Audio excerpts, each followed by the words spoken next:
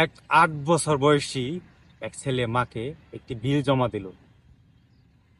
বিলের মধ্যে লেখা, গাছে পানি দেয়া 10 টাকা, ছোট বাইকে কুলে রাখা 20 টাকা, দোকান থেকে কোনো কিছু মানে এটা ওটা কিনে আনা নেয়া সেটার জন্য 20 টাকা, পড়ালেখায় ভালো রেজাল্ট করার জন্য 50 টাকা, মায়ের ছোটখাটো কাজের অর্ডার মানে দেওয়া নেওয়া এগুলোর জন্য তাকে 50 টাকা। এভাবে একটি বিল জমা দিল মায়ের কাছে, যে সেই টাকাগুলো তাকে দিতে হবে, কারণ তার মা তাকে দিয়ে সব করিয়ে নিচ্ছে। সে বিনা পয়সায় কেন করবে?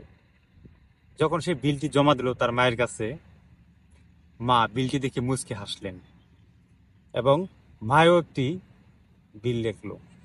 সেখানে লেখা, 10 মাস 10 দিন তোমাকে পেটে ধরেছি বিনা পয়সায়, তোমাকে ছোটবেলায় ঘুম পাড়িয়েছি বিনা পয়সায়, তোমার জন্য সারা রাত জেগে থেকেছি বিনা পয়সায়, তোমাকে হসপিটালে নিয়ে গেছি বিনা পয়সায়, তোমাকে 3 বেলা খাইয়েছি বিনা পয়সায়, তোমাকে কাপড় চোপড় মার্কেট করে দিয়েছি বিনা পয়সায়, তোমাকে লেখাপড়া করাচ্ছি বিনা পয়সায়। এভাবে একটি ছেলেকে বিল ধরাই দিল। ছেলেটি বিলটি পড়ে কান্না করে দিলেন এবং প্রতি জবাবে ছেলেটি একটি বিল লিখল, যে আমার জীবন দিয়েও হলেও মায়ের ঋণ শোধ করা যাবে না। প্রিয় বন্ধুরা, একবার কল্পনা করে দেখেছেন মায়ের ঋণ কিভাবে শোধ করবেন?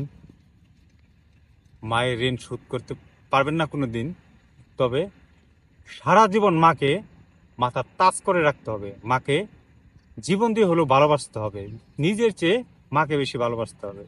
যদি এভাবে মাকে ভালোবাসতে পারেন, আপনি সার্থক এবং মা ভালো মতো করে বেঁচে থাকতে পারবে এবং আপনার জন্য দোয়া করবে।